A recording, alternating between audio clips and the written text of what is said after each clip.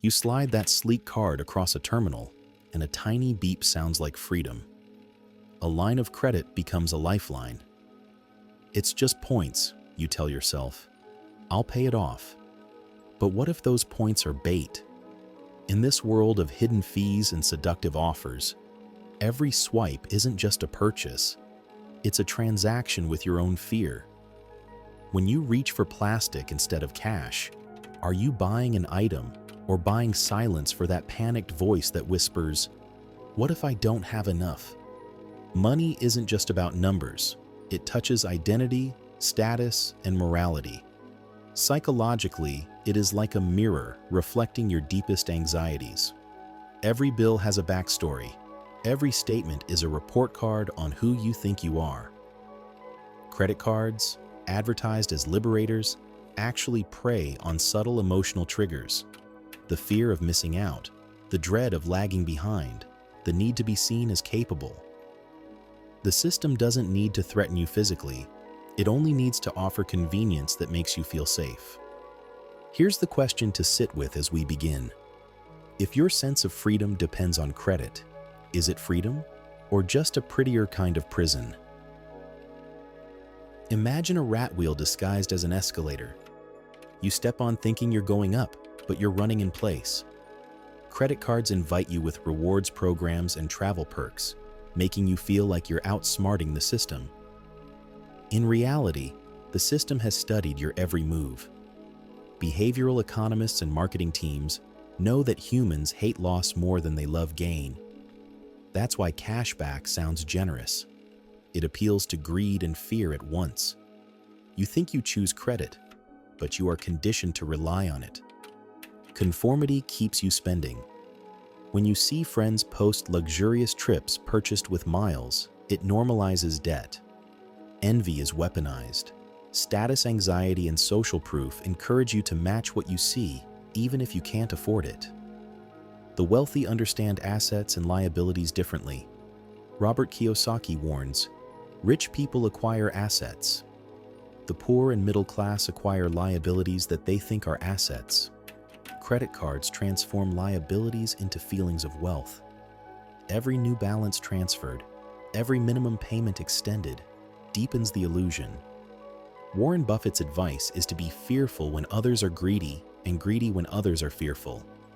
But what happens when fear itself is the commodity? Dalio, Munger, Hill, they all build frameworks around assets, compounding, risk, and resilience. Viewed through dark psychology, these frameworks reveal manipulation. Compound interest is a beautiful concept when you invest. It is brutal when you owe. Risk management is about controlling fear. The banks have simply shifted the risk back onto you.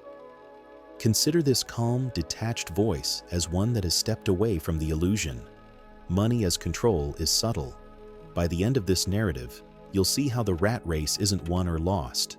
It's walked away from. Exposure 1. Fear as currency. You're not working for money. You're working to hush the fear of not having it. Credit cards monetize fear in multiple ways. The financial idea here is interest rates. When you carry a balance, compounding interest turns small amounts into mountains. Interest is simply the cost of fear. The bank calculates that cost based on your perceived riskiness. The more uncertain your situation, the higher the rate. You become profitable when you are anxious. From a psychological perspective, fear drives you to accept terms you would otherwise reject. A 29% APR looks normal because you fear the denial of credit more than you fear the cost. Marketing reinforces this by emphasizing scarcity. Limited time offers push you to act quickly. You think you'll miss out on opportunities, forgetting that the opportunity is an obligation. Metaphors help. Imagine golden cages with open doors. You enter to find comfort, only to realize the bars are made of your own anxieties. In this cage, fear is the currency. Your swipes are silent screams of, "I'll do anything to feel secure," and it addresses you directly. Are you sure you're using credit, or is credit using you? Exposure 2. The illusion of freedom. Financial freedom is a phrase plastered on advertisements for premium cards. Earn points, travel the world, achieve independence. But the financial idea at work is debt. Debt is not inherently bad. Mortgages build assets. Investments leverage future returns. Credit card debt, though, rarely creates assets. It buys consumption. The psychology of consumption is tied to identity. You buy to construct a self that others will admire. Success marketed as consumption transforms independence into another form of control. Think of how minimum payments are calculated to keep you paying for decades. Paying the minimum on a $5,000 balance can take over 30 years. Compounding, which is your friend in investing, becomes your enemy here. The freedom of making only small payments is an illusion. You are free to choose to stay in debt. Metaphorically, you're a puppet dancing to strings that you willingly tied to yourself. The system uses small rewards like miles and cash back to make the strings golden. In a society obsessed with self-improvement, financial independence is often just a rebranded rat wheel. A credit limit increase feels like liberation, but it's a bigger cage. So ask yourself, can you call it freedom when your independence is financed by a corporation? Exposure 3. The narcissism of success. Ego and validation fuel endless competition.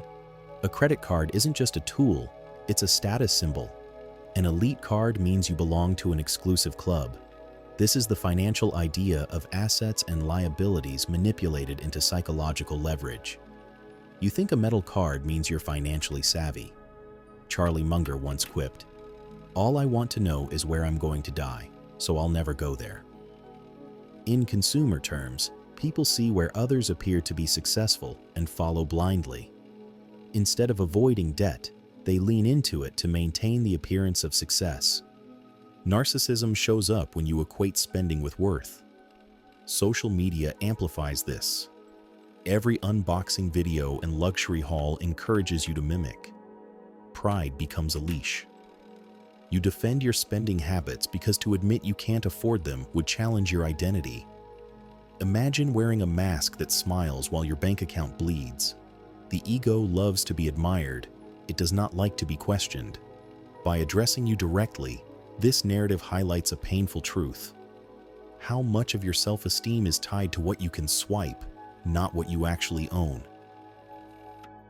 Exposure 4. The invisible chains. Debt and identity create a silent prison. The financial idea here is risk and liability, specifically how debt limits future choices. Every time you swipe, you're making a promise to your future self. The interest builds like invisible chains. You begin to plan your life around payments, jobs you can't leave, vacations you can't take, dreams you postpone. The chain is insidious because you defend it. I need credit to build my score, you say. But a high score often reflects your reliability as a debtor, not your real wealth. Identity is wrapped up in these chains. You define yourself as someone who pays on time or who never misses a payment. These are admirable behaviors, yet they mask the fact that the system rewards compliance more than financial health. It's like a prisoner praising themselves for being punctual for roll call. Napoleon Hill observed, "Most great people have attained their greatest success just one step beyond their greatest failure." But what if the failure is chronic, like living paycheck to paycheck because of chronic debt? The system profits from your perseverance in a losing game. Visualize your life as a series of doors. Credit cards promise they'll open all of them. In truth, each door you open with debt locks another behind you. Ask yourself, are you defending the very prison that traps you? Let's confront a raw truth. You have been taught that the hard work of repaying debt is noble. But what if that nobility is exploited? Warren Buffett famously said, "Be fearful when others are greedy, and greedy when others are fearful." People interpret this as investment advice. Psychologically, it reveals something else. Fear is the thread that ties together greed and obedience. Banks want you to fear missing payments and fear missing out. They manipulate the same emotion to opposite ends. Consider Robert Kiyosaki's thought. There is a difference between being poor and being broke. Broke is temporary. Poor is eternal. The statement isn't just about money, it's about mindset. Credit cards are marketed as lifelines to the temporarily broke. The dark reality is that they can make broke feel eternal through revolving debt. Each bill becomes a ritual. The statement arrives like a confession. Dalio's observation that "he who lives by the crystal ball will eat shattered glass" applies not just to predicting markets, but to predicting your financial future based on credit.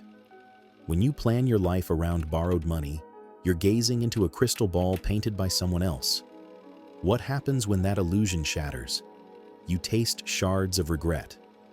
Ask yourself this haunting question. If the system requires your fear to survive, who are you without that fear? In the calm after asking, you might realize that your worth isn't tied to your credit limit, your character isn't measured by your card's metal weight, and your future isn't defined by an interest rate. There is a liberation in understanding that the game exists and that you can choose to step out. It isn't about righteous anger or rebellion. It's about quiet awareness. The moment you see the strings, you no longer dance the same way. Let's return to the paradox we began with. We're taught that diligent work and responsible credit usage lead to freedom. You pay on time, you build your score, you earn rewards. But if that freedom comes at the cost of your peace, is it worth it? Awareness is the first act of liberation. When you see how money manipulates behavior and how fear sustains control, you can detach. True freedom might be less glamorous than an airline lounge or a VIP shopping event. It might look like a simpler life with fewer possessions, but more clarity. The wealthy know this in their own way. They use credit strategically to build assets, not to appear rich. When you buy less than you can afford and invest in yourself rather than in consumption, the chains loosen. Maybe freedom isn't about having more. Maybe it's about needing less. As this narrative fades, let the echo linger in silence. Listen to the absence of that frantic voice demanding you swipe again. Feel the quiet. In that quiet, there is space to redefine your relationship with money. And perhaps that space is the real wealth.